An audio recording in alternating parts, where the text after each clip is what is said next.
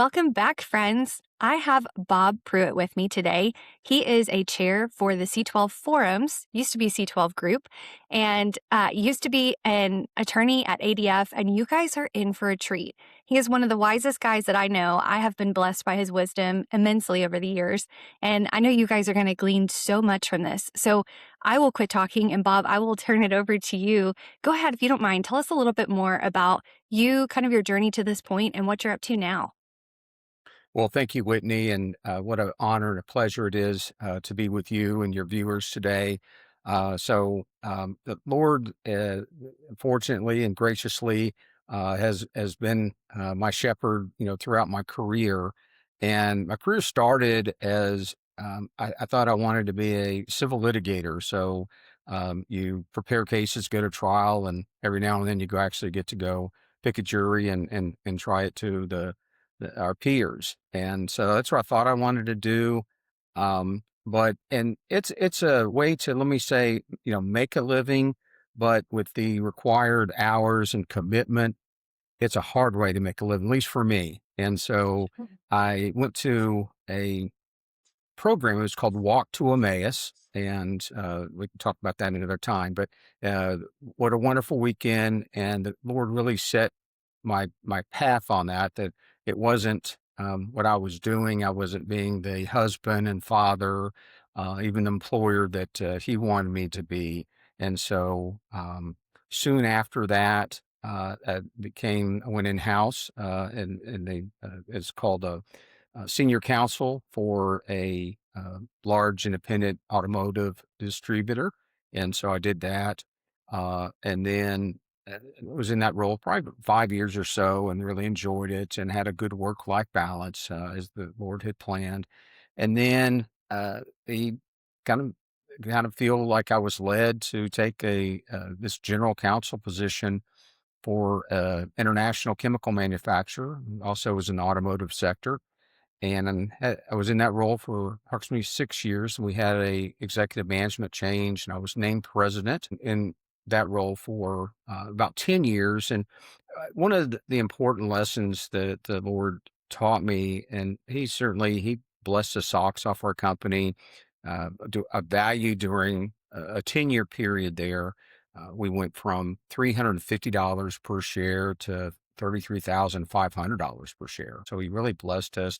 We were hitting on all cylinders, and due to his grace and mercy, we're typically named the best place to work regionally and even nationally. Inc. magazine names fastest 5,000 companies per year. We made that list 7 of those 10 years. We had clients that included Ford and Toyota and Zurich and BMW and some of the largest automotive dealers in the country. And so he really blessed that. But the point that I want to make is that, and again, all glory goes to him for all those achievements. But the greatest achievement I believe that we accomplished during that period of time was that we had opportunities for our employees to know about the love of Christ. And many of them came to Christ during that time. One became even a pastor. And so we were very blessed that that was happening, and just to be a part of that. And then after that, the door opened, as you said, to Alliance Defending Freedom. And for your viewers who don't know what Alliance Defending Freedom does, it advocates for religious freedom, free speech, sanctity of life, marriage, family, and parental rights. And what I did with ADF is that I would provide resources and materials to faith-based companies to help them with their decisions, whether it be sharing faith in the workplace or employment decisions, and just helped them and provided resources for that. And then I was there about 6 years, and then Lord opened a door to be a C12 chair in the Central Texas area, which is I do now. The C12's mission is to equip Christian CEOs and Christian owners to build great businesses for a greater purpose. And I'm blessed to be doing that. Yeah. It was fun to get to know you during that time of me being at C12 headquarters and you being at ADF and getting to meet each other through that. And then it's fun to see how the Lord has just kind of intersected paths and continued to weave things together in unexpected ways, right? Yep. He's great at that. My word for the year is delight, and it's like just the unexpected ways that he shows up and orchestrates things. I think we miss the opportunity to just enjoy his delight sometimes. So You're so correct. You're correct. it's Yes. awesome. Well, from your time at ADF and now C12, what are some common fears that, or maybe even pitfalls that business leaders face and about being a Christian and running a business? What are some things that you see and maybe some best practices for us? Sure.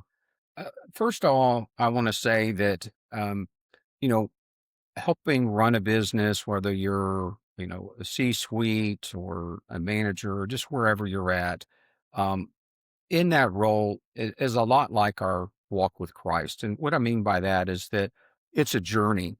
So you may be new to the faith and you may be overwhelmed by, what you might be able to do in the workplace and how you might be able to share your faith, if that's okay. Or you may be a believer for a while and you might think, well, I, I didn't know I could do that, but I certainly want to live an integrated life, not one that's compartmentalized between my faith and my life and my workplace. So, back to the fears, with that said, I think the biggest fear is the fear of the unknown. What we can do, what we can't do, what are best practices. And I think that related to those fears, and I mentioned it a little bit before, is about thinking we need to live compartmental lives. It's like that we go to church on Sunday and it fuels our spiritual tank, and then through the week we're just kind of depleting those tanks, and then Sunday we go back to church to refill our spiritual tank again, our emotional tank. And I think that the Lord wants us to live lives that, as His ambassadors, that we're reflecting His love all the time.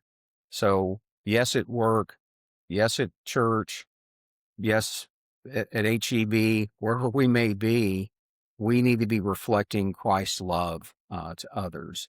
And I say that I think one of the things that Dietrich Bonhoeffer said is that either He is Lord of all, or He's not Lord at all. And Oh, and and that's kind of one of those sobering statements. But I think there's some real truth in that, that we can always, I mean, that's the ideal, right? Just like yes. being Christ-like is the ideal. And I think we're all on a journey somewhere along the way that says that's what we want to try to accomplish, to live that integrated life. It's not a different business Bob on Monday through Saturday and, a church Bob on Sunday. I don't think that's the way He wants us to live. Yeah, absolutely not. It's been interesting pathway of, I had a company that I worked for where I lost commission checks because I refused to do some things. And then when I left the company, people were like, "What gives?" And they wanted to Yeah. go to lunch and figure out like, why are you living this way? Why did you make these choices? And I got to present the gospel. And so Amen. to your point of like just being able to live with integrity and stand that ground really, really can shift that for people. Um, Yeah, sorry, let me yeah. touch on that just for a second. Another, maybe a fear that we might have that goes right to that point, because and at the time, to not get a commission check, and you might be saying, Lord, what's going on? I'm trying to do the right thing, but it's hurting me, right? Mhm. But I think He utilizes that for, His good and His plans. And so I'm going to guess that you would not have had that same opportunity to have lunch with those individuals, but for that they saw you stand up for something, and it was your faith that you stood up for, and they appreciated, and they recognized that. And I think that a fear that employers will have is that, I don't work with all Christians, and, I don't want to alienate them.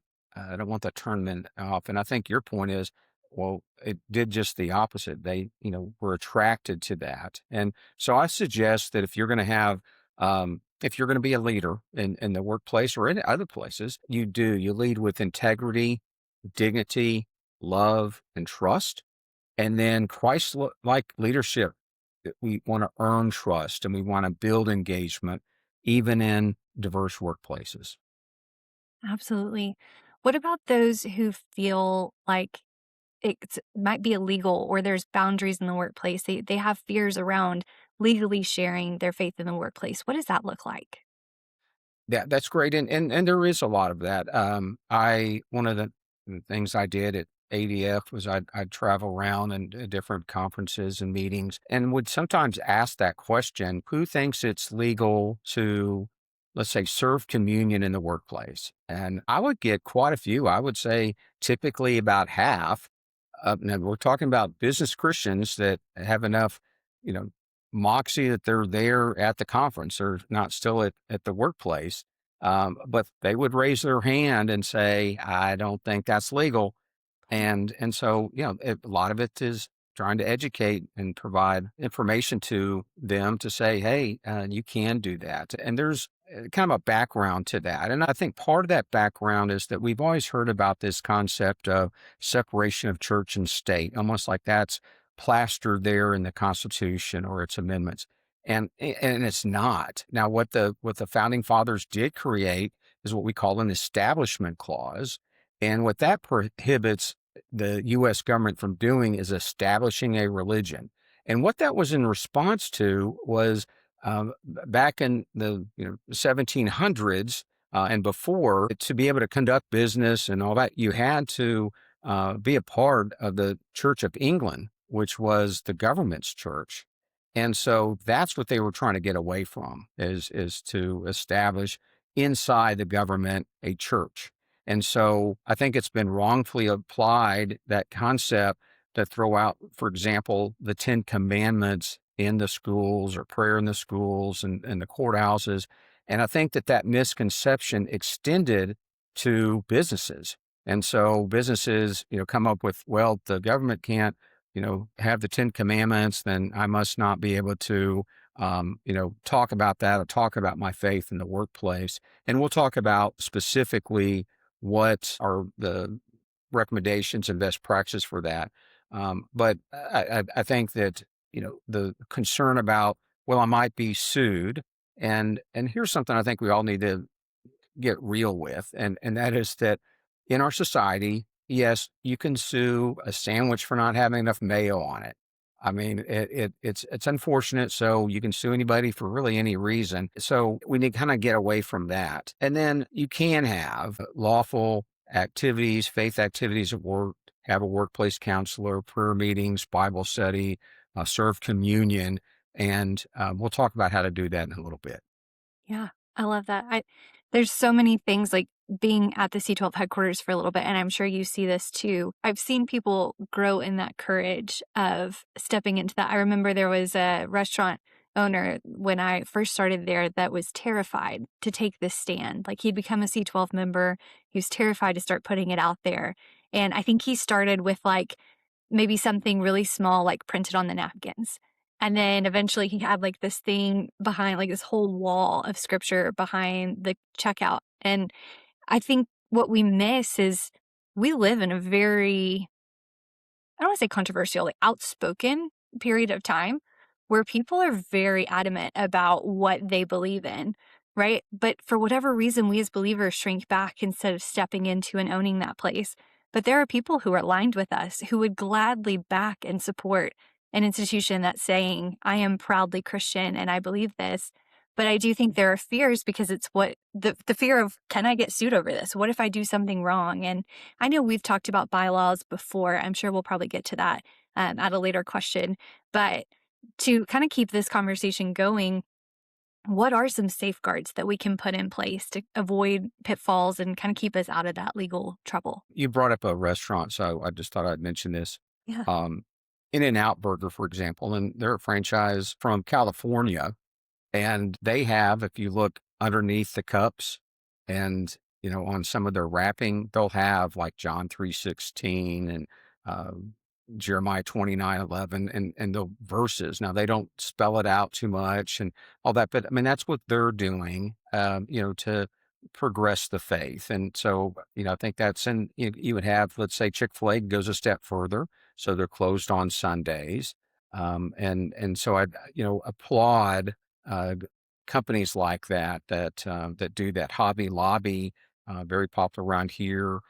That the Green family owns them, and um, they're a little bit more forward with their faith. And so, like on Easter, they'll take out a whole page ad and talk about Jesus and his resurrection and the meaning for that. And so, they're a little bit forward, but it's kind of on that spectrum of, I think we ought to be doing something, and just taking that first step is usually what's good. You had asked about what are the suggestions or best practices for a company to have faith in the workplace. And again, that could be having a workplace counselor, that could be anything that you could have a Bible study, prayer meeting, whatever those might be. And so here's the first one is the most important one. And the first part of it is that it must be voluntary. So you can't force or coerce attendance or participation in any of the events that you would have.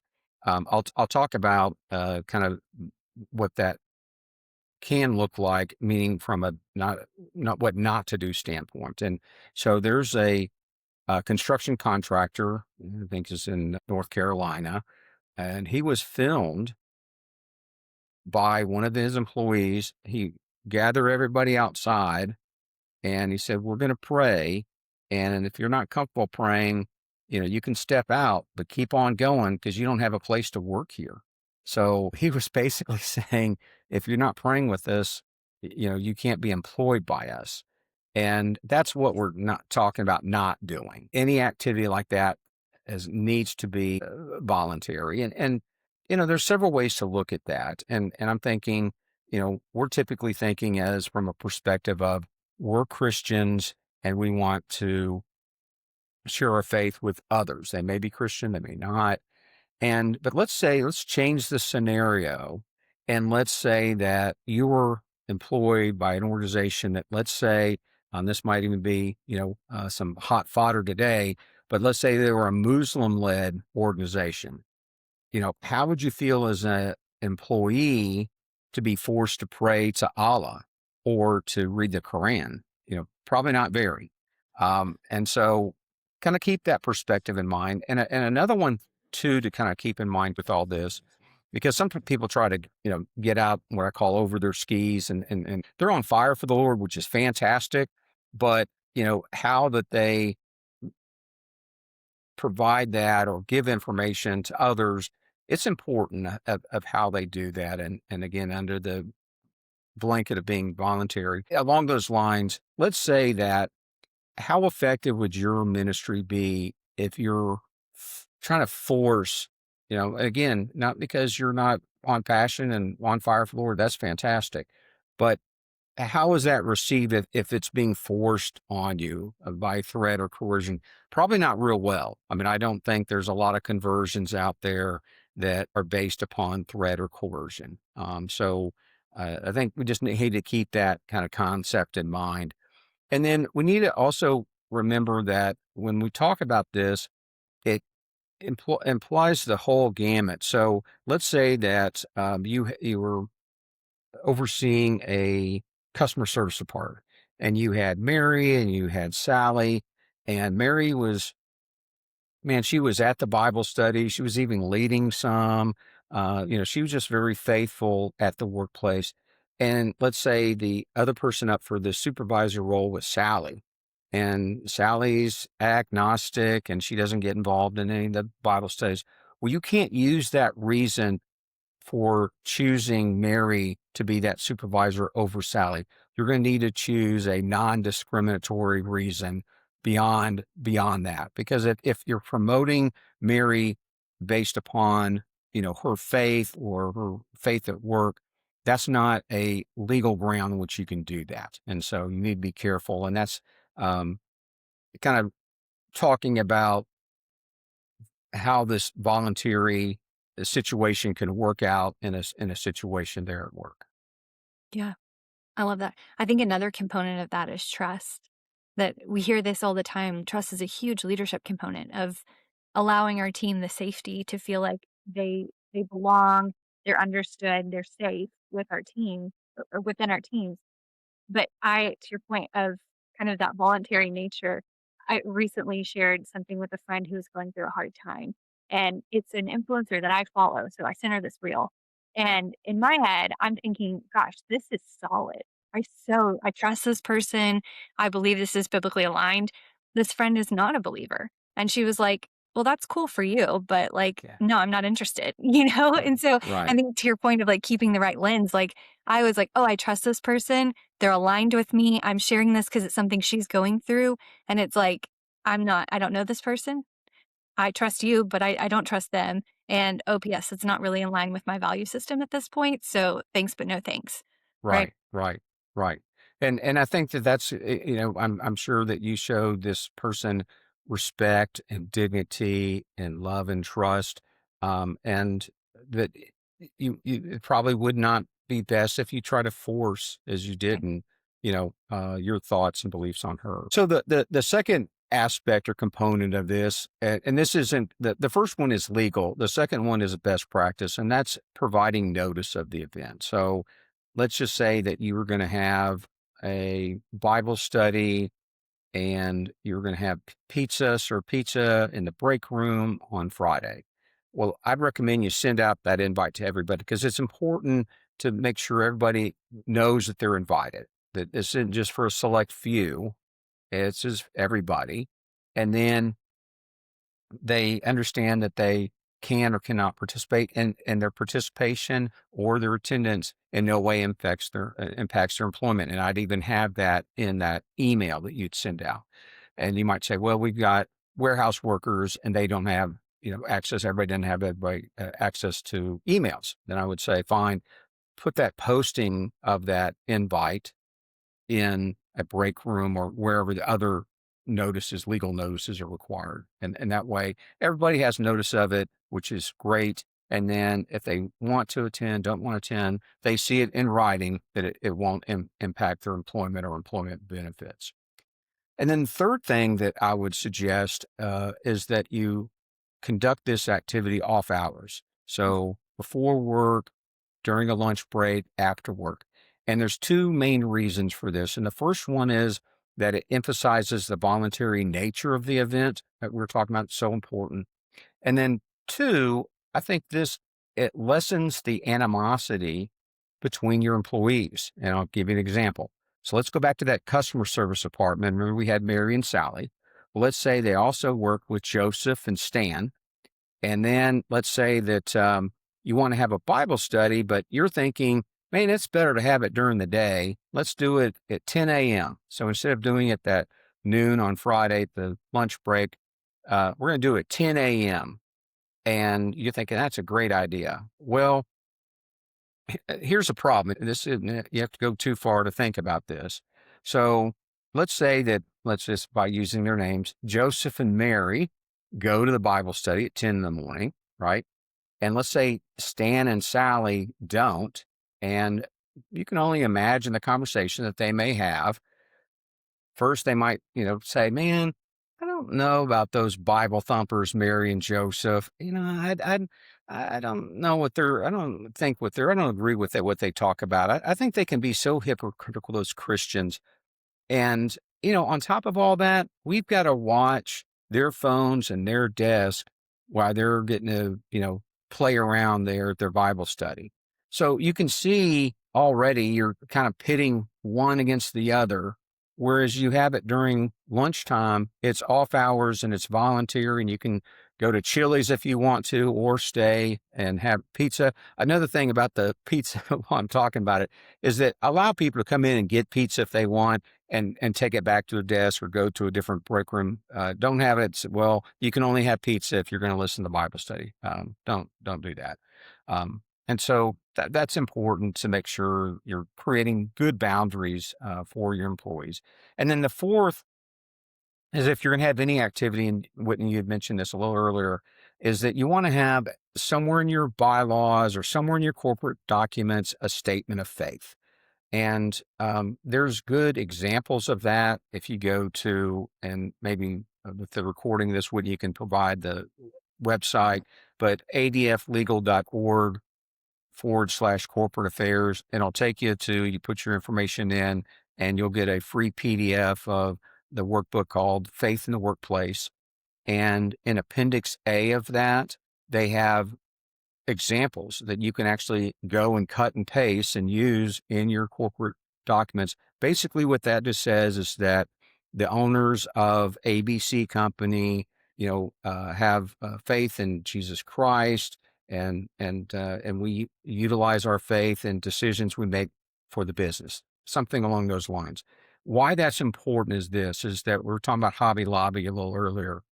Um, Back when they had the Affordable Health Care Act come into play, some people refer to as Obamacare, that the situation was the act required businesses that had 15 or more employees that for your health care plans, you had to have abortifacients or contraceptives in your uh, your health plans for your employees. And if you didn't, you'd be heavily fined, heavily fined. And so the Green family, which is a good Christian family, they took all that to the Supreme Court, and the Supreme Court ruled basically three things. And one of it is that a small, closely held organization, not to be small, but a closely held organization, because Hobby Lobby has 30,000 employees, I think, across our nation, but they're closely held because they're owned by the family, can make faith activities, can have faith. I mean, as an entity, especially can have faith, but that they can do activities that are based in faith. And then the second ruling they had is that you have to have some evidence of that. And so the court looked at evidence that was in the Hobby Lobby's bylaws that basically said that they had faith in Jesus Christ. You can have faith and you put faith in God or whatever you may want to put, but they look to that. So courts will look to your corporate documents to see whether or not that you have enough faith, that there's enough evidence of that, enough information there for them to glean and say, yes, you get the benefit of being a faith-based company. And then thirdly, with being a closely held faith-based company by evidence as shown in the corporate documents, you can have and be exempted from having to have, in this case, the abortifacients in their health plans for the employees. So we glean from that it's important for, if you ever called on the carpet, to have something in your corporate documents that says you're a faith-based organization. Yeah, I'm really glad that you mentioned that because I've witnessed that, and even when I worked HR for a company who was faith-based, that was a major part of the onboarding. I always emphasized that form and their onboarding forms the morning that they started. We would go through, just all the standard protocol, dress code, expectations, all of that. Right. But that was one form that was like, "Hey, just so you're aware, we are a faith-based company. Here's the activities we provide. Your employment is not contingent upon any of this. But of Good. course you are welcome and we would love to have you join anything you feel comfortable with." And it Exactly. was it was very much I'm going to make a very specific point to call this out so that you know Good. where it is, you understand the bylaws of it, and it's documented in the handbook. And so now you've seen a form, you know it exists, right? It's not a surprise when you show up on Right. week 2 and there's a Bible study happening and you're like, "Whoa, I didn't know that this is what this business was all about," you know? Right, right. You're absolutely correct. And what I was referring to, and you took it to the practical step, is the bylaws. And rarely would you have an organization where your employees, especially ones that are coming on, are going to see your bylaws. It's typically under the corporate secretary and all that. But what you said is a great point. Is that if you are a faith based company, then you want to, what I call it, early and often, you want to tell your employees about it.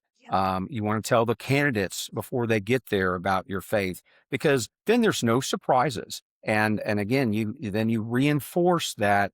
Then that hey, we're going to have this. We're going to do this. This is what this looks like.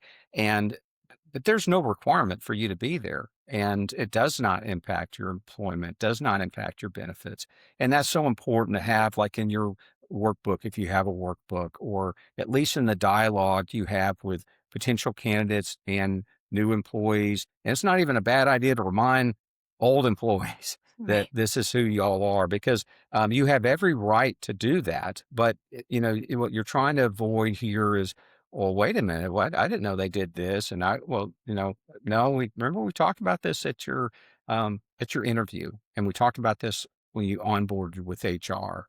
And so it's a little bit hard for them to kind of take this situation where they're like, "Oh man, this is so surprising." Well, really shouldn't be, because this is who we are, and even now it is a surprise. Doesn't need to be anymore, because we're going to continue to do what we do. Yeah, absolutely. Even things like we had corporate chaplains. And so having a presence on site, which is a benefit to employees. But if our chaplain walked up to you one day and starts a conversation and asks, would it be okay if I pray with you? And you're like, well, hold on. I didn't even know what does this mean? What am I stepping into? I didn't ask for Exactly. this, and so just setting the precedence for expectation of, hey, if they come by and talk to you, you can have a conversation. You can politely decline, like there's no obligation. But if you go through a crisis and you don't know where else to turn and you want to text them and ask them things, feel free. You can always come to Abs- me with HR, but if you need an outside person, they're there as a resource, and kind of the way Excellent. I think you frame a lot of it is also helpful to the implementation of faith in the workplace.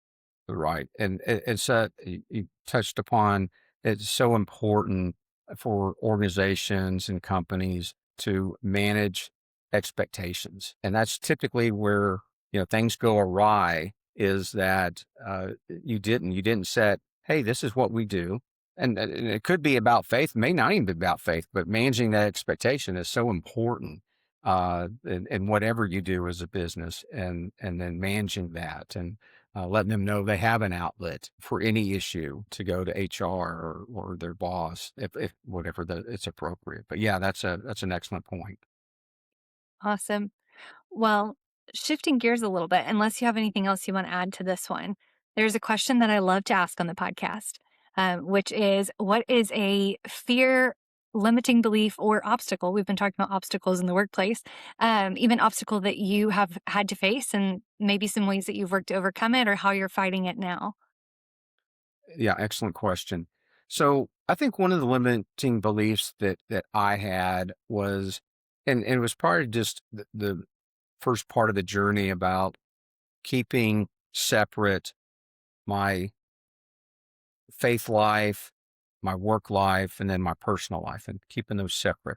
And I think the Lord wants us, through time and on our journey, to make those not three separate, but one integrated person that is a believer in Christ, and wants to be Christ-like.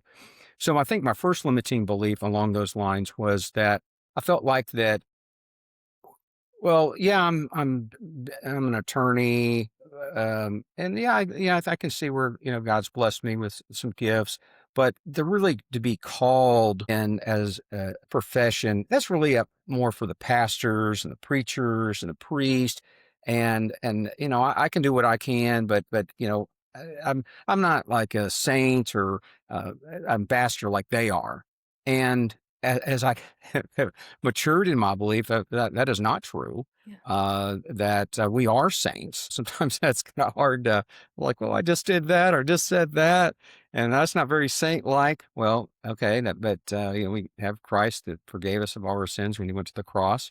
So there's that situation, but we are ambassadors, and so it doesn't take away from the fantastic, wonderful calling that pastors and preachers and priests have, but it doesn't lessen the responsibility upon us as ambassadors of Christ, of what we can do, because this doesn't have anything to do with your salvation, but as I understand, it's been referred to as a kind of a bema seat of Christ, a judgment where it won't matter whether I have salvation and eternity with the Lord, but it will matter about what He has for me as far as uh, gifts or opportunities in heaven, because I'm going to be judged on what the opportunities that the Lord gave me and what I did with those.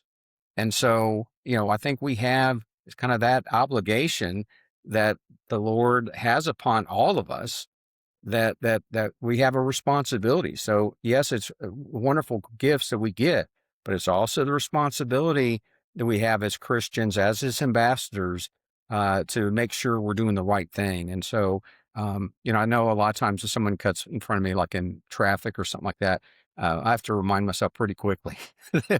you know, yes, even in the car, but that person that just got in front of me and almost caused an accident, that yes, I'm an ambassador of Christ. I love that. I need to post that in my car. I always say there's a reason I don't put anything Jesus on my vehicle. Like, I am a Christian pretty much anywhere else in my life I apart from the know. vehicle. My road rage is unparalleled. It's a Um, place of sanctification. yeah, I have to admit, I'm sorry. I do get angry. So yes, No, I love that. I think there's a distinct point that you made too of like stewardship, right? And being ready for the Bema seat. I think for me, I put a lot of my identity in like almost a performance element, like knowing that I'm supposed to be doing all these things. Eternity is set in the heart of believers. And so we're supposed to bring the kingdom come on earth as it is in heaven, right? right. And there's a beautiful call to that, as long as we don't make it about us. And so I think I've had to have that mental shift of I can do all the things for the glory, right? But miss Right. who the glory's for. And then it creates spiritual burnout. Yeah, that is so true. And the word, yes, I think and it's a balance, right? So on one end, it's not just all about receiving his gifts, right? And then as you put, part of the balance is, are we doing it for ourselves? Are we doing it for his honor and his glory? And that's something that I think we just needs to be a good check in our system to say, "Ooh, why am I doing this?" And I think I know for myself, just as an example, that when I'm not out for my own honor, my own glory, I'm for his, that it's so much more at peace with whatever's going on, because that's my mind, that's my heart. Now, don't tell me I've got works to work on that, because I do. But we want to make sure we also don't get legalistic with everything.